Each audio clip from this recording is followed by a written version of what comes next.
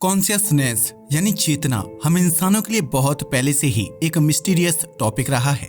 इसके बारे में हम ना तो ज्यादा जानते हैं और ना ही हमें ये पता है कि इस पर रिसर्च कैसे की जाए। वैज्ञानिक आज तक ये पता नहीं लगा पाए हैं कि कैसे कुछ एलिमेंट्स और केमिकल रियल लाइफ एक्सपीरियंस को हमारे दिमाग में क्रिएट कर सकते हैं। अगर आप अपने आप से यह पूछें कि आपको कैसे पता कि आप हैं और आप कैसे अपने आसपास की चीजों को सेंस कर पा रहे हैं, तो शायद ही आपके पास इसका जवाब होगा। चिंता मत करिए, आप अकेले नहीं हैं, क्योंकि इसका जवाब पूरी दुनिया में अभी भी किसी के पास नहीं है। ब्रायन ग्रीन नाम के एक वैज्ञानिक के मुताबिक कॉन्शियसनेस यानी चेतना फंडामेंटल पार्टिकल्स द्वारा क्रिएट की जाती है।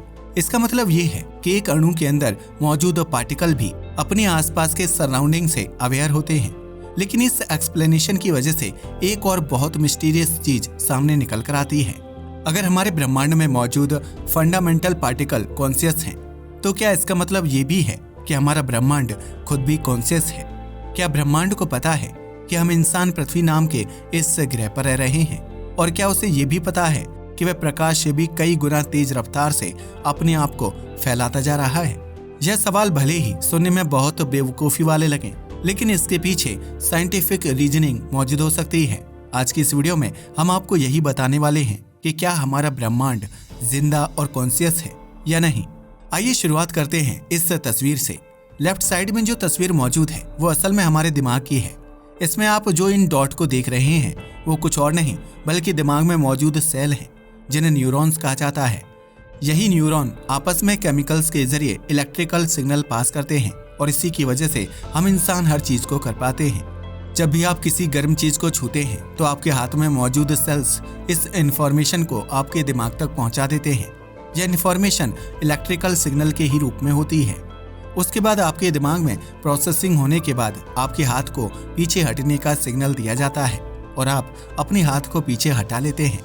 इस एग्जाम्पल को सुनने के बाद आपको ऐसा लग रहा होगा जैसे सिर्फ हमारा दिमाग ही एक जीवित और इंटेलिजेंट चीज है जो हमारे शरीर को अपना काम कराने के लिए इस्तेमाल करता है। वैसे सच कहूं तो यह एक्सप्लेनेशन सही भी है, क्योंकि हमारे शरीर में दिमाग ही सबसे जरूरी ऑर्गन है। इसकी वजह से ही बाकी सारे internal and external organ work कर पाते हैं। खैर, अगर मैं आपसे यह पूछूं कि राइट वाली तस्वीर में आपको क्या दिखाई दे रहा है, तो आपका जवाब क्या होगा? शायद आप कहेंगे कि यह ब्रेन के ही न्यूरॉन नेटवर्क की एक दूसरी तस्वीर है। लेकिन आप जानकर चौंक जाएंगे कि यह असल में हमारा दिमाग नहीं बल्कि ब्रह्मांड में मौजूद गैलेक्सी क्लस्टर और उनके नेटवर्क की एक तस्वीर है। यह सब आपस में डार्क मैटर की वजह से जुड़े हुए हैं और लगातार तेज गति से आगे बढ़ते जा रहे हैं। इस तस्वीर को देखने के बाद मानो ऐसा लगता है जैसे ब्रह्मांड भी बिल्कुल हमारे दिमाग जैसा ही है, लेकिन इसका साइज इतना ज्यादा बड़ा है और यह इतना ज्यादा कॉम्प्लेक्स है कि हम इंसान इसे कभी भी नहीं समझ पाएंगे। जिस तरह से हमारे दिमाग में केमिकल और न्यूरॉन्स के जरिए नेटवर्क बनते हैं, वैसे ही ब्रह्मांड में आकाशगंगा और डार्क मैटर के जरिए इन नेटवर्क की फॉर्मेशन होती है। ब्रह्मांड की इस नेटवर्क को कॉस्मिक वेव के नाम से भी जाना जाता है। कुछ लोग ऐसा मानते हैं कि हमारा ब्रह्मांड कुछ और नहीं बल्कि किसी एलियन सिविलाइजेशन का एक बड़ा सा दिमाग है। इस बात पर विश्वास करना बहुत ही मुश्किल है, क्योंकि इसका कोई भी पुख्ता सबूत हमारे पास मौजूद नहीं है। इसके अलावा यह कॉन्सेप्ट बहुत ज्यादा बेवकूफी भरा भी लगता है, इसलिए इस पर विश्वास करना थोड़ा कठिन हो जाता है। हालांकि यह कहना कि हमारा ब्रह्मांड बिल्कुल दिमाग जैसा ही फंक्शन करता है कई हद तक सही हो सकता है। ऐसा इसलिए है क्योंकि ब्रह्मांड में होने वाले हर प्रोसेस को एक्सप्लेन करने के लिए हमारे पास कोई सिंगल आंसर नहीं है। हम इंसानों ने अपने आसपास के वातावरण को ऑब्जर्व करके भौतिकी के बहुत सारे नियम बनाए हैं जो ब्रह्मांड को एक्सप्लेन करने में हमारी मदद करते हैं। लेकिन अगर यह पूछा जाए कि हमारे ब्रह्मांड में भौतिकी के नियम ऐसे ही क्यों काम करते हैं, तो इसका जवाब हम इंसानों के पास नहीं है। हम सिर्फ यह जानते हैं कि किस चीज से क्या होता है, लेकिन यह पता लगाना कि चीजें क्यों होती हैं हमारे बस की बात नहीं। ऐसे में शायद ये कहा जा सकता है कि ब्रह्मांड की एक कॉन्शियस दिमाग है जिसने इन सभी चीजों को अपनी पावरफुल इंटेलिजेंस से क्रिएट किया है। अगर हम इस हाइपोथेसिस पर विश्वास कर लेते हैं तो हमें साइंस के काफी सारे जटिल सवालों को आसानी से उत्तर मिल जाएगा। हालांकि इस सब बात को प्रूव करना कि हमारा ब्रह्मांड इंटेलिजेंट है या नहीं काफी ज्यादा कठिन काम है। जिस तरह से हमारा दिमाग 70% पानी से बना हुआ है, वैसे ही ब्रह्मांड 73% डार्क एनर्जी से बना हुआ है। यह एक इस तरह की एनर्जी होती है जो किसी भी इलेक्ट्रोमैग्नेटिक रेडिएशन को रिलीज नहीं करती, जिसकी वजह से इसे डिटेक्ट करना हम इंसानों के लिए इम्पॉसिबल है। हालांकि इसके असर को हम ब्रह्मांड के ऊपर जरूर देख सकते हैं। आज हमारा ब्रह्मांड प्रकाश से भी तेज गति से फैल रहा है और इसके पीछे कोई और नहीं बल्कि यही डार्क एनर्जी है। हमारे दिमाग में करीब 80 अरब न्यूरॉन आपस में कनेक्टेड हैं और हमारे ब्रह्मांड में करीब 100 अरब आकाशगंगा आपस में कनेक्टेड है। जब न्यूरो साइंटिस्ट्स और एस्ट्रोफिजिसिस्ट ने साथ में मिलकर रिसर्च की तो उन्हें पता चला कि इन दोनों ही कनेक्शन में बहुत ज्यादा सिमिलैरिटीज हैं। जिस तरह से हमारे ब्रह्मांड में गैलेक्सी आपस में जुड़ी होती हैं, वैसे ही हमारे दिमाग में न्यूरॉन आपस में कनेक्टेड रहते हैं। वैज्ञानिक बताते हैं कि कॉस्मिक वेव हमारे दिमाग का ही एक बड़ा रूप है। जिस तस्वीर को आप अपनी स्क्रीन पर देख रहे हैं वह न्यूरॉन्स की है और यह करीब 0.1 इंच के एरिया की तस्वीर है। वहीं यह दूसरी तस्वीर हमारे ब्रह्मांड की है और इसका एरिया करीब 500 मिलियन प्रकाश वर्ष है। ये दोनों ही देखने में बिल्कुल सिमिलर लगती हैं, बस इनके साइज में जमीन आसमान का फर्क है। वैज्ञानिक बताते हैं कि हमारे दिमाग में मौजूद हर एक न्यूरॉन करीब 5 दूसरे न्यूरॉन से कनेक्टेड रहता है। इससे हमारे दिमाग को तेज प्रोसेसिंग करने और तेज एक्शन लेने में मदद होती है। वहीं एस्ट्रोनॉमी में हर एक गैलेक्सी करीब 4 दूसरी गैलेक्सी से कनेक्टेड रहती है, बिल्कुल उसी तरह जिस तरह हमारे दिमाग में मौजूद न्यूरॉन के बीच कनेक्शन होता है। दिमाग और ब्रह्मांड पूरी तरीके से एक जैसे नहीं है, लेकिन इतनी ज्यादा सिमिलैरिटीज होने की वजह से ही ब्रह्मांड के कॉन्शियसनेस होने पर बहुत सारे सवाल उठाए जाते हैं। अभी भी हमारे पास इस बात का कोई भी पुख्ता सबूत नहीं है कि ब्रह्मांड सोच विचार कर सकता है या नहीं, लेकिन थियोरेटिकली ऐसा जरूर हो सकता है। ऐसा करने के लिए ब्रह्मांड को स्पेस टाइम में अपनी पोजीशन का पता करना पड़ेगा। इसके अलावा ब्रह्मांड के अंदर जितनी भी चीजें मौजूद हैं उन सभी के बारे में उसे जानना पड़ेगा और ब्रह्मांड का उनसे क्या कनेक्शन है, इस बात की भी जानकारी इकट्ठा करनी पड़ेगी। ऐसा इसलिए है क्योंकि कॉन्शियसनेस की करेक्ट डेफिनेशन ये कहती है कि अगर कोई भी चीज अपने आसपास के वातावरण के बारे में अवेयर हो जाती है तो वह कॉन्शियस बन जाती है। इस डेफिनेशन पर भी काफी सारे सवाल उठाए जाते हैं क्योंकि यह कई जगह गलत साबित होती हुई दिखाई देती है। For example, artificial intelligence robot भी अपने वातावरण के बारे में पूरी तरीके से अवेयर और सचेत रह सकता है, लेकिन फिर भी उसे कॉन्शियस कहना पूरी तरीके से गलत होगा। अभी तक हम इंसान खुद ही ये नहीं जानते हैं कि आखिर चेतना होती क्या है और यह कैसे ऑरिजिनेट होती है। अगर हम बायोलॉजिकली कॉन्शियसनेस की डेफिनेशन ना देखें तो इसका मतलब होता है बहुत सारी चीजों का आपस में कनेक्शन होना। जब बहुत सारी चीजें आपस में कनेक्ट होकर काम करती हैं तो उसे कॉन्शियसनेस कहा जा सकता है। यह डेफिनेशन भी पूरी तरीके से सही नहीं है, लेकिन इससे एक बात क्लियर हो जाती है कि चेतना सिर्फ जीवित चीजों में ही मौजूद हो ऐसा जरूरी नहीं है।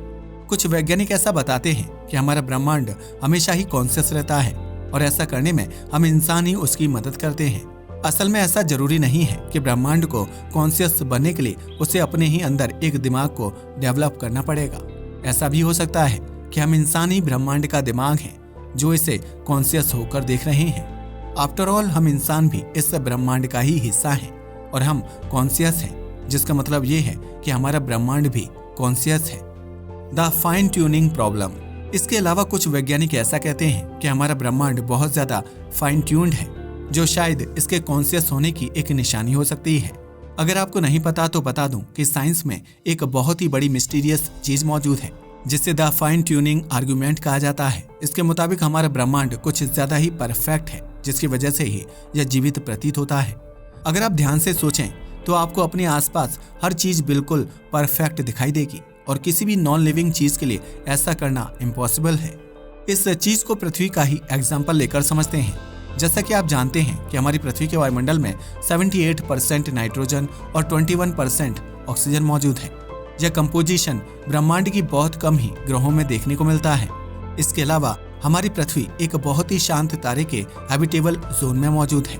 इस एरिया में मौजूद होने की वजह से ही हमारी पृथ्वी का तापमान और ऑर्बिट बिल्कुल स्टेबल रहता है। अगर हम कुछ करोड़ किलोमीटर आगे या पीछे होते तो पृथ्वी पर इतनी बढ़िया कंडीशन कभी भी डेवलप हो ही नहीं पाती। चीजें यहीं पर खत्म नहीं होती हैं। हमारी पृथ्वी पर पर्याप्त मात्रा में पानी भी मौजूद है, जिसकी वजह से यहाँ पर जीवन ऑरिजिनेट हो पाया। यह पानी भी पृथ्वी पर एक बहुत ही मिस्टीरियस तरीके से आया है। फिलहाल के हाइपोथेसिस के मुताबिक कई अरब साल पहले हमारी पृथ्वी पर बहुत सारे धूमकेतु आकर गिरे थे। जिनके केंद्र में बर्फ मौजूद थी। जब वह पृथ्वी से टकराए तो उनके अंदर मौजूद बर्फ पिघलने लगी और पृथ्वी के समुद्रों की फॉर्मेशन हुई। चीजें यहाँ पर भी खत्म नहीं होती हैं। उन समुद्र में अमीनो एसिड्स मौजूद थे जो प्रोटीन का एक बेसिक फॉर्म होता है, यानी अमीनो एसिड आपस में कंबाइन होकर जीव जंतुओं की फॉर्मेशन करने लगे। इसके बाद यह जीव जंतु भी विकसित होते गए और अंत में हम इंसान इस पृथ्वी पर आए। अब जैसा कि आपने नोटिस किया होगा कि हम इंसान कितनी ज्यादा परफेक्ट कंडीशन से पैदा होकर कितनी परफेक्ट कंडीशन में जी रहे हैं। यह चीज कई बार वैज्ञानिकों को प्रश्न करने पर मजबूर कर देती है। सभी चीजों का इतना ज्यादा परफेक्ट होना बहुत ही मुश्किल लगता है और यही कारण है कि काफी सारे वैज्ञानिक मानते हैं कि हमारा ब्रह्मांड कॉन्शियस है और वह सभी चीजें अपनी इंटेलिजेंस के जरिए कर रहा है। अगर ऐसा सच भी है तो इसे साबित करने के लिए हम इंसानों के पास कोई भी तरीका नहीं है। हमारा ब्रह्मांड इतना ज्यादा विशाल है कि इसे सही सही ऑब्जर्व करना भी हम इंसानों के बस की बात नहीं है, और यह पता लगाना कि ब्रह्मांड कॉन्शियस है या नहीं तो उससे भी दूर की बात है। वैज्ञानिकों को ब्रह्मांड में काफी सारे पैटर्न्स और कांस्टेंट भी देखने को मिलते हैं जो ब्रह्मांड के जीवित होने का एक और बहुत पुख्ता सबूत हो सकते हैं। जैसा कि आप जानते ही होंगे कि हमारे ब्रह्मांड में सबसे तेज चलने वाली चीज प्रकाश है और इसकी रफ्तार करीब 3 लाख किलोमीटर प्रति सेकंड होती है। हम ये जानते हैं कि इसकी रफ्तार कितनी है, लेकिन अगर यह पूछा जाए कि इसकी रफ्तार 3 लाख किलोमीटर प्रति सेकंड ही क्यों है और कुछ और क्यों नहीं है, तो इसका जवाब हम इंसानों के पास नहीं है। अगर ब्रह्मांड पूरी तरीके से मृत होता तो शायद यहाँ पर कोई भी कांस्टेंट नहीं मौजूद होते। ऐसे में आप जितनी रफ्तार से चाहें उतनी रफ्तार से ब्रह्मांड में ट्रेवल कर पाते। सिर्फ इतना ही नहीं, वैज्ञानिकों को ब्रह्मांड की काफी सारी चीजों में फिबोनाची नंबर्स एंड पैटर्न्स देखने को मिलते हैं। यह दरअसल एक पैटर्न है जिसे बहुत सारी नेचुरल चीजों में नोटिस किया जा चुका है। इस पैटर्न का नेचर में हर जगह मिलना मात्र एक इत्तेफाक हो ऐसा सच नहीं लगता है। ऐसी ही काफी सारी हाइपोथेसिस और थ्योरीज हैं जो ब्रह्मांड के जिंदा होने की बात को साइंटिफिक कम्युनिटी के सामने लाती हैं। जैसा कि मैं आपको पहले ही बता चुका हूँ कि कुछ वैज्ञानिक ऐसा मानते हैं कि हमारा ब्रह्मांड इंसानों के जरिए ही कॉन्शियस है। ऐसा भी हो सकता है कि जैसे ही हमारे ब्रह्मांड में एक कॉन्शियसनेस का अंत होता है वैसे ही दूसरी कॉन्शियसनेस अपने आप ऑरिजिनेट हो जाती है। इसका मतलब यह है कि जैसे ही हम इंसान ब्रह्मांड से गायब होंगे वैसे ही कोई दूसरी प्रजाति कॉन्शियस हो जाएगी और इस ब्रह्मांड को ऑब्जर्व करने लगेगी। अगर इसी चीज को हम पास्ट पर अप्लाई करें तो ये चीजें बहुत ज्यादा इंटरेस्टिंग हो जाती हैं। इसका मतलब यह है कि जब हम इंसान इस ब्रह्मांड में नहीं मौजूद थे तब कोई दूसरी सिविलाइजेशन ब्रह्मांड में मौजूद रहा करती थी। वो भी यूनिवर्स को ऑब्जर्व करने का काम करते थे और ब्रह्मांड के खुद को ऑब्जर्व करने का एक तरीका थे। हालांकि ऐसी किसी भी चीज को एक्सपेरिमेंटली प्रूफ करना एक बहुत ही कठिन कार्य है। फिलहाल तो हम इंसानों को पहले अपने ही कॉन्शियसनेस के बारे में जानकारी इकट्ठा करनी होगी। अगर हम इंसानी कॉन्शियसनेस को समझ लेते हैं तो शायद ब्रह्मांड के लेवल पर भी हम इस मिस्ट्री को सुलझा लेंगे। खैर, आपको क्या लगता है कि हमारा ब्रह्मांड कॉन्शियस है या नहीं? हमें नीचे कमेंट करके जरूर बताइएगा। आज की वीडियो के लिए बस इतना ही। धन्यवाद।